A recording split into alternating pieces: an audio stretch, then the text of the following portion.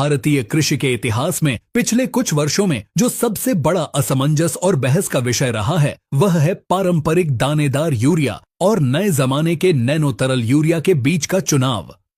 किसान दशकों से जिस 45 या 50 किलो की सफेद खाद की बोरी पर निर्भर थे, आज उन्हें बताया जा रहा है कि वही काम एक 500 मिलीलीटर की छोटी बोतल कर सकती है। यह बदलाव केवल खेती के तरीके का नहीं बल्कि किसान की मानसिकता का भी है। बाजार में परस्पर विरोधी सूचनाओं का अंबार लगा है। एक तरफ सरकार और सहकारी संस्थाएं नैनो यूरिया को बढ़ावा दे रही हैं, वहीं दूसरी तरफ किसान जमीन स्तर पर यह तय नहीं कर पा रहे हैं कि क्या वे अपनी भरोसेमंद बोरी वाली खाद को पूरी तरह छोड़ दें। अगर वे ऐसा करते हैं और उत्पादन गिर जाता है तो उस नुकसान की भरपाई कौन करेगा? इस महत्वपूर्ण विषय पर सतह पर तैरती जानकारी पर्याप्त नहीं है। हमें फसल के पोषण विज्ञान की गहराई में उतरना होगा और एक निष्पक्ष वैज्ञानिक विश्लेषण करना होगा कि इन दोनों उर्वरकों की कार्यप्रणाली में क्या अंतर है, उनकी सीमाएं क्या हैं और एक किसान के लिए सबसे लाभदायक और टिकाऊ रास्ता क्या है। यह विश्लेषण किसी उत्पाद का प्रचार नहीं बल्कि खेत की मिट्टी और फसल की सेहत को केंद्र में रखकर किया गया एक तकनीकी मूल्यांकन है। सबसे पहले हमें अपने पुराने और सबसे प्रचलित साथी पारंपरिक दानेदार यूरिया के विज्ञान को गहराई से समझना होगा। दशकों से यूरिया भारतीय खेतों में नाइट्रोजन का प्राथमिक स्रोत रहा है। जब एक किसान बाजार से यूरिया की बोरी खरीदता है तो तकनीकी रूप से वह 46% नाइट्रोजन खरीद रहा होता है। इसका अर्थ है कि 45 किलोग्राम की एक बोरी में लगभग 20.7 किलोग्राम शुद्ध नाइट्रोजन होता है। नाइट्रोजन तत्व मौजूद होता है। यह एक बहुत बड़ी मात्रा है और यही कारण है कि किसान इसे पसंद करते हैं। जब इस दानेदार यूरिया को खेत में बिखेरा जाता है तो यह तुरंत काम करना शुरू नहीं करता।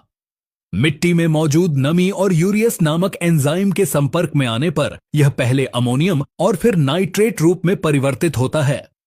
पौधे अपनी जड़ों के माध्यम से नाइट्रोजन को मुख्य रूप से इसी नाइट्रेट रूप में ग्रहण करते हैं। यह प्रक्रिया समय लेती है और इसी दौरान दानेदार यूरिया की सबसे बड़ी कमजोरी सामने आती है। वैज्ञानिक शोध और कृषि विश्वविद्यालयों के आंकड़े यह सिद्ध करते हैं कि पारंपरिक दानेदार यूरिया की उपयोग दक्षता यानी नाइट्रोजन यूज एफिशिएंसी केवल 30 से 40% के बीच होती है। सरल शब्दों में कहें तो यदि खेत में 100 किलोग्राम नाइट्रोजन डाली जाती है तो फसल उसका केवल 30 से 40 किलोग्राम हिस्सा ही उपयोग कर पाती है। शेष 60 से 70% नाइट्रोजन बर्बाद हो जाती है और पर्यावरण को नुकसान पहुंचाती है। यह बर्बादी मुख्य रूप से 3 तरीकों से होती है। पहला, लीचिंग, जहां नाइट्रोजन पानी में घुलकर जमीन में इतनी गहराई में चली जाती है कि पौधों की जड़ें वहां तक नहीं पहुंच पाती और यह भूजल को दूषित करती है। दूसरा, वाष्पीकरण, जहां यूरिया अमोनिया गैस में बदलकर हवा में उड़ जाता है। और तीसरा, डीनाइट्रिफिकेशन, जो एक रासायनिक प्रक्रिया है जिससे नाइट्रोजन नष्ट हो जाती है। इसके अतिरिक्त दानेदार यूरिया का लगातार और अत्यधिक प्रयोग मिट्टी के पीएच संतुलन को बिगाड़ता है, मिट्टी में लवणता बढ़ाता है और लंबे समय में जमीन को सख्त व बंजर बनाने की दिशा में ले जाता है। इन सब खामियों के बावजूद दानेदार यूरिया का एक बड़ा लाभ यह है कि यह फसल की बुवाई के समय पौधों को नाइट्रोजन की एक बड़ी खुराक, जिसे बल्क डोज कहा जाता है, बहुत सस्ते में उपलब्ध कराता है। अब हम आधुनिक कृषि विज्ञान के चमत्कार इफ्को नैनो तरल यूरिया की तकनीक और कार्यप्रणाली का विश्लेषण करते हैं। इसे स्वदेशी रूप से विकसित दुनिया का पहला नैनो उर्वरक माना जाता है। यह दानेदार यूरिया से मौलिक रूप से भिन्न है। जहां दानेदार यूरिया में 46% नाइट्रोजन होता है, प्रतिशत नाइट्रोजन होती है, वहीं नैनो यूरिया में वजन के हिसाब से केवल 4% नाइट्रोजन होती है। यह बहुत कम लग सकता है, लेकिन यहीं पर नैनो तकनीक का विज्ञान काम करता है। नैनो यूरिया में नाइट्रोजन के कणों का आकार अत्यंत सूक्ष्म कर दिया गया है। इन कणों का आकार 20 से 50 नैनोमीटर के बीच होता है। तुलनात्मक रूप से समझने के लिए यह दानेदार यूरिया के एक दाने से लाखों गुना छोटा है। इतना छोटा आकार इन कणों को अद्भुत क्षमताएं प्रदान करता है। नैनो यूरिया और दानेदार यूरिया के बीच सबसे बुनियादी अंतर उनके काम करने के तरीके में है। दानेदार यूरिया मिट्टी में जाता है और जड़ों के माध्यम से अवशोषित होता है, जबकि नैनो यूरिया का छिड़काव पत्तियों पर किया जाता है। पौधों की पत्तियों की सतह पर बहुत छोटे छोटे छिद्र होते हैं, जिन्हें रंध्र या स्टोमेटा कहा जाता है। ये छिद्र गैसों के आदान प्रदान और वाष्पोत्सर्जन के लिए होते हैं। जब नैनो यूरिया का घोल पत्तियों पर छिड़का जाता है तो इसके नैनो आकार के कण इन रंध्रों और अन्य सूक्ष्म रास्तों से सीधे पौधे की प्रणाली में प्रवेश कर जाते हैं।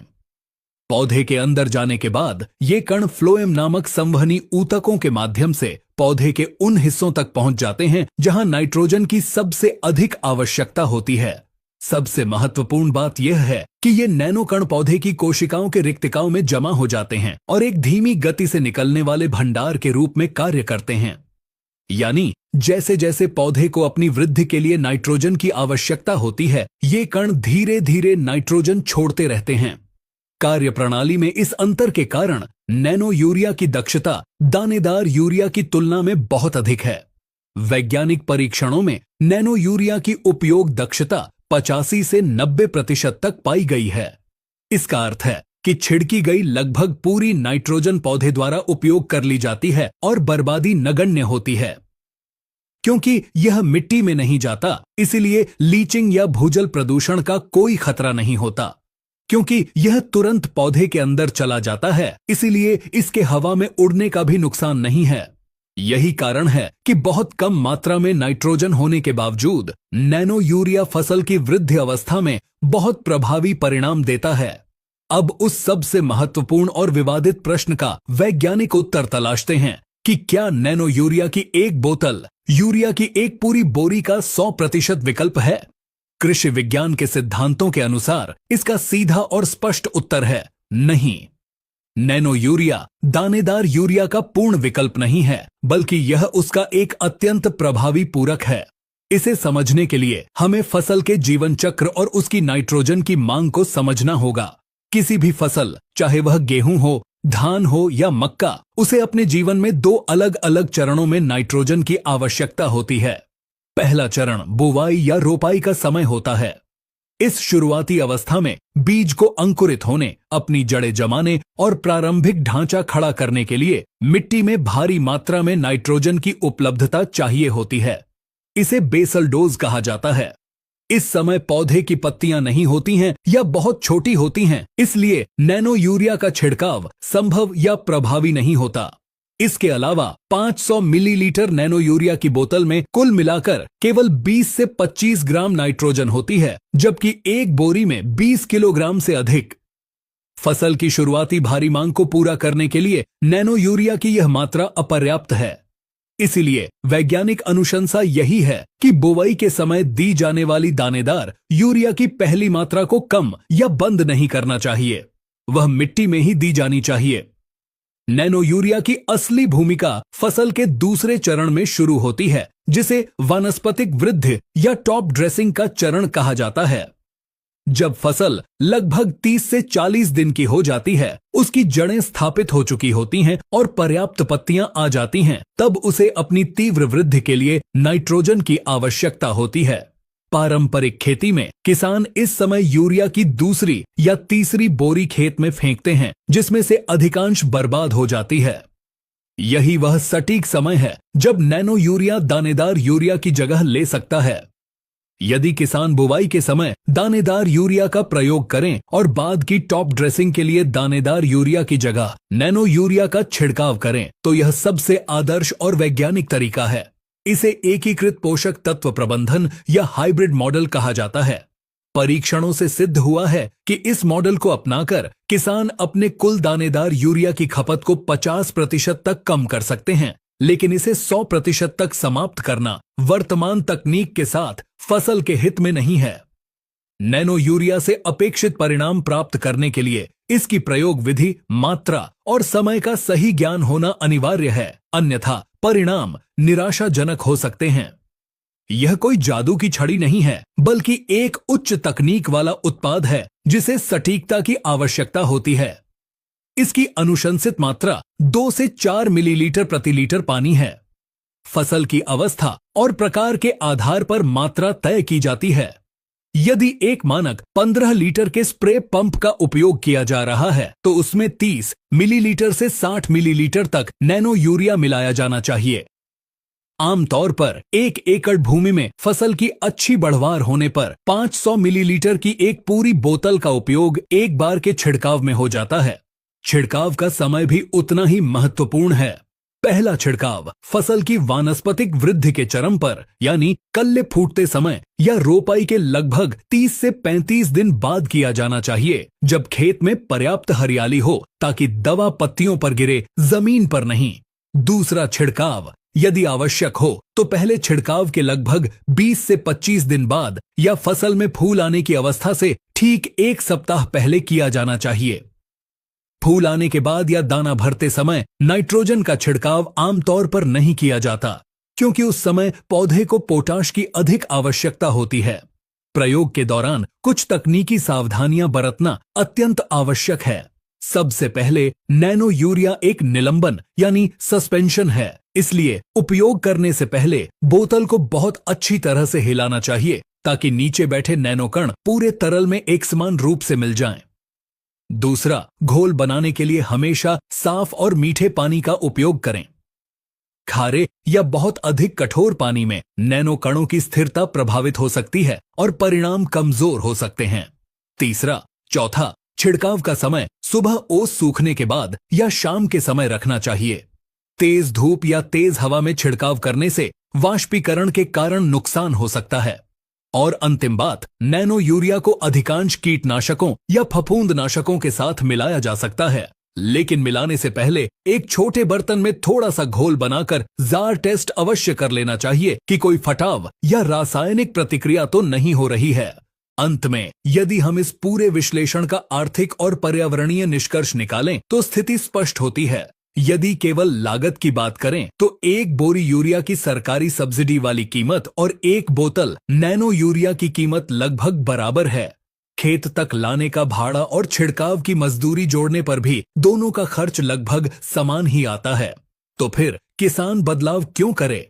लाभ तत्काल पैसे की बचत में नहीं, बल्कि फसल की गुणवत्ता, पैदावार में वृद्धि और सबसे बढ़कर मिट्टी के स्वास्थ्य में है। दानेदार यूरिया के अंधाधुंध प्रयोग से मिट्टी बंजर हो रही है और पानी जहरीला हो रहा है। नैनो यूरिया का प्रयोग इस पर्यावरणीय आपदा को कम करने का एक सशक्त माध्यम है। जब हम टॉप ड्रेसिंग में नैनो यूरिया का उपयोग करते हैं तो पौधे में प्रकाश संश्लेषण की क्रिया बढ़ती है, पत्तियां अधिक गहरी, हरी और चौड़ी होती हैं और तना मजबूत बनता है, जिससे फसल गिरने की समस्या कम होती है। इसके विपरीत दानेदार यूरिया से पौधे बहुत तेजी से बढ़ते हैं, लेकिन उनका तना कमजोर रह जाता है। इसीलिए एक जागरूक और प्रगतिशील किसान के लिए सही रास्ता यही है कि वह तकनीक को नकारे नहीं, बल्कि उसका सही तालमेल बिठाए। बुवाई में दानेदार यूरिया का प्रयोग जारी रखें, लेकिन फसल बड़ी होने पर बोरी का मोह त्याग कर नैनो तकनीक को अपनाएं। यह न केवल वर्तमान फसल की पैदावार बढ़ाएगा, बल्कि आने वाली पीढ़ियों के लिए जमीन की उर्वरता को भी बचाए रखेगा। यह बदलाव रातों रात नहीं होगा, लेकिन सही जानकारी और वैज्ञानिक दृष्टिकोण के साथ यह बदलाव भारतीय कृषि के भविष्य के लिए अनिवार्य है। किसान भाइयों, खेती में सही जानकारी ही सबसे बड़ा मुनाफा है। इस वीडियो में नैनो यूरिया और दानेदार यूरिया के जिस वैज्ञानिक गणित को हमने समझाया है, उसके पीछे हमारी टीम की गहरी रिसर्च और मेहनत है, ताकि आप भ्रम से बचें और अपने खेत के लिए सही फैसला ले सकें।